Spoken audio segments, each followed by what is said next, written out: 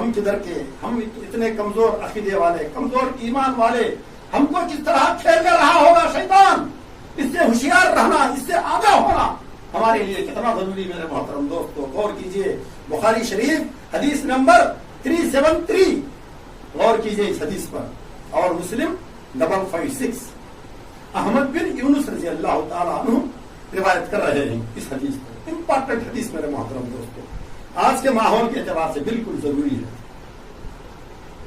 احمد بن یونس رضی اللہ عنہ روایت کر رہے ہیں، بخاری 373، مسلم 556 حدیث نمبر، اللہ اکبر، پہلی جلد میں ہے بخاری شریف کی اس حدیث، الحمدللہ دیکھنا چاہے تو دیکھ سکتے ہیں۔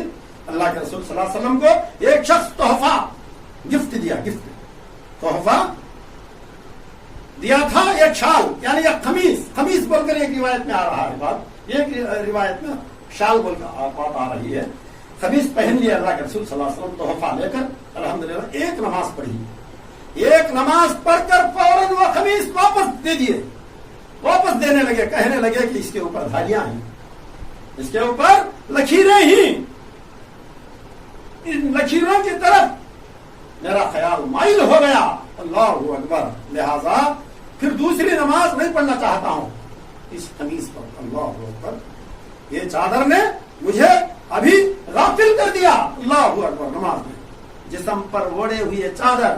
آج کے دن ہم جانمازوں پر نقش و نگار رکھ کر نمازیں پڑھ رہے ہیں، آج کے دن کئی مساجد میں اللہ تعالیٰ اس مسجد والوں کو دن بدن ترقی فرمائے، الحمدللہ اس طریقے کی کوئی جانماز یہاں پر نظر نہیں آ رہی ہے۔ کئی مقامات پر الحمدللہ عمل ہو رہا ہے، کئی مقامات پر ایک دم بالکل لاپرواہی جیسا نمازیں پڑھ رہے ہیں، خود پڑھوا رہے ہیں مصلیوں کو۔ اللہ کے رسول صلی اللہ علیہ وسلم جسم پر اوڑے ہوئے شال کے تعلق سے اللہ کے رسول کا خیال چلے گا صلی اللہ علیہ وسلم، ہمارا عقیدہ کدھر، ہمارا ایمان کی کمزوری کتنی، ان کے ایمان کے مقابلے میں اللہ اکبر، اللہ وہ اندازہ ہم لگا بھی نہیں سکتے میرے ماں، اتنے کمزور ہیں، اتنے گنہگار ہیں، اللہ اکبر۔ ڈیزائن والی، نقش و نگار والی جانماز تو کیا، آج کے دن ہم موبائل رکھ رہے ہیں آگے، آج کے دن ہم گھڑی رکھ رہے ہیں آگے، آج کے دن ہمارا چشمہ رکھ کر نماز پڑھ رہے ہیں، آج کے دن ہم کی چین وغیرہ رکھ کر نماز پڑھ رہے ہیں، یہ کہاں تک جائز ہو سکتا ہے میرے محترم دوستو؟ غور کیجئے، خیال کیجئے، ہم دنیاوی نقصانات سے بچنے کے لیے طرح طرح سے غور کرتے ہیں، آگے سے پیچھے رائے مشورے کرتے ہیں، آفٹر ٹیمپروری فائدہ ہے، ٹیمپروری نقصان بھی ہے، ٹیمپروری عزت ہے، ٹیمپروری بے حرمتی بے عزتی ہے، یہ کوئی پرماننٹ نہیں۔ تو میرے محترم دوستو، قائم دائم دنیا کے نقصان کے تعلق سے ہم کہاں تک سوچنا ہوگا، غور و فکر کرنا ہوگا، اللہ اکبر۔ میرے محترم دوستو، اتنا ہی نہیں، یہ چیز نماز میں جب غافل کر لی تو الحمدللہ، تو ہم جو عثمان رضی اللہ تعالیٰ عنہ یہ حدیث میں جو پیش کر چکا ہوں، جو حدیث نمبر 2203، جس کے اندر عثمان رضی اللہ تعالیٰ عنہ کوئی ایسی بات نہیں کہے کہ میرے سامنے آج کے دن جو موبائل ہے اس طریقے کی کوئی چیز تھی، آج کے دن جو چشمہ رکھ رہے ہیں اس طریقے کی کوئی چیز اس زمانے میں اصحاب کرام کے ہاتھوں میں ہوا کرتی تھی، وہ بھی سواریوں پر آیا کرتے تھے، سواریوں کے لیے یوز کرنے والی چیزیں ان کے پاس بھی ہوا کرتے تھے، اگر رکھنا چاہا تو وہ بھی آگے رکھ کر بڑھ سکتے تھے، وہی کوئی ویسا کوئی لفظ آج کے راست تک نہیں آ رہا ہے۔ میرے محترم دوستو، بات آنے سے آپ لوگوں کے آگے بات رکھ رہا ہوں، میں تقریباً اس مسئلے پر 20 سال کے اوپر سے تحقیق کر رہا ہوں، الحمدللہ، آج نہیں کل نہیں، 20 سال کے اوپر سے میری تحقیق چل رہی ہے، کوئی ایسی دلیل، کوئی ایسا حوالہ آج تک ہم کو نہیں ملا کہ کوئی چیز رکھ کر اللہ کے رسول و اصحاب کرام آگے رکھ کر نماز پڑھ رہے تھے، ایسے دلائل ہم کو مل رہے ہیں۔ اللہ کے رسول صلی اللہ علیہ وسلم نے فرمایا، یہ نماز جو آپ لوگ ابھی پڑھ رہے ہیں اس کو آخری نماز سمجھو زندگی، خشوع اور خضوع کے ساتھ پڑھا کرو۔ تو میرے محترم دوستو، دوسری بات بھی یہ آ رہی ہے، جو اللہ کے رسول صلی اللہ علیہ وسلم مٹھی باندھ کر آگے بڑھے ہیں اور پیچھے آ گئے، اس حدیث میں بھی کوئی ایسی بات نہیں ہے کہ آگے کوئی چیز تھی، اس لیے اللہ کے رسول صلی اللہ علیہ وسلم کے آگے شیطان آ گیا، کچھ خلل پیدا کرنے کی کوشش کی۔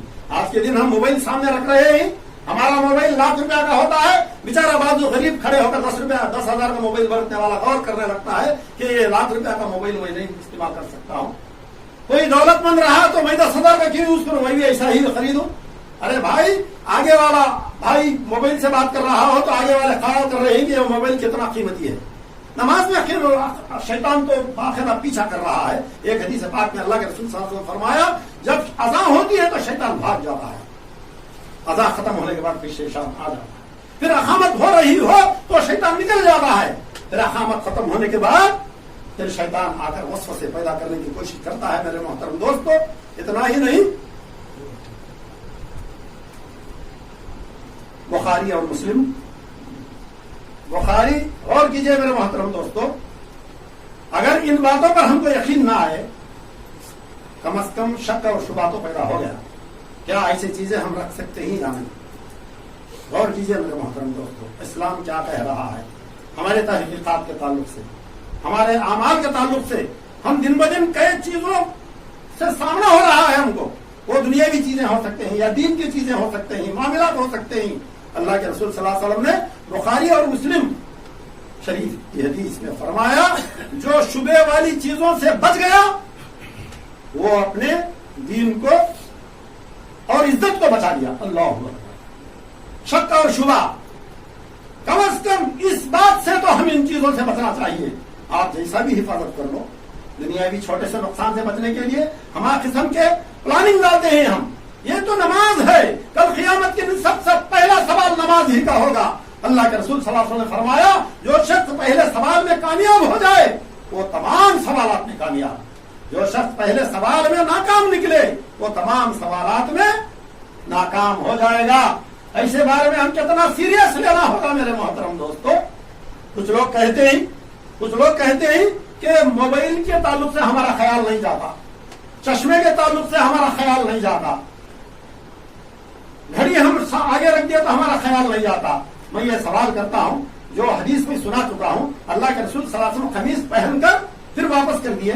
کیا اللہ کے رسول صلی اللہ علیہ وسلم کو اس چیز کا علم اللہ کو تھا پھر بھی اللہ تعالیٰ ان کو گمان آنے سے روک دیا؟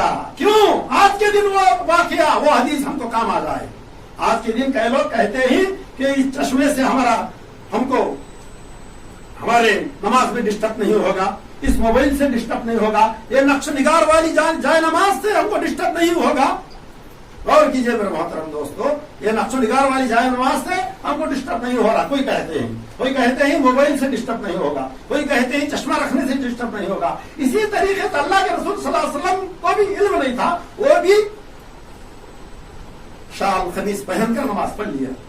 پھر اس کے بعد نقش و نگار کی طرف میرا خیال مائل ہو گیا، میری نماز میں خلل اور نقصان ہونے کی امکان. یہ نقش نگار والی جائے نماز کے تعلق سے بھی شیطان ہم کو اطمینان دلواتا ہے کہ اس کا نقصان کچھ بھی نہیں ہے. پھر بعد میں ہمارے بازو والے بھائی کی نماز میں تو خلل آ جاتا ہے ہمارے موبائل کی طرف سے. ہم اگر گولڈ چشمہ، نیا چشمہ ہم لے کر وہاں پر رکھے تو بیچارے کا چشمہ جو بھی ہے وہ ڈاؤن ہو کے رہتا گولڈ، وہ خیال کرے گا کہ ارے میں بھی نیا چشمہ لوں. اس کے نماز میں خلل لانے والے ذمہ دار ہم بن رہے ہیں. تو لہذا میرے محترم دوستو، میرے کہنے کا مطلب ہے یہ تمام چیزوں کو مد نظر رکھتے ہوئے ان تمام چیزوں کو بچ کر اپنے عبادات کو خشوع اور خضوع والے بنائیں، اپنے عبادات کو بچائیں، نقصانات سے بچیں. اسی وقت اللہ تعالیٰ ہمارے راستے کھولتا ہے.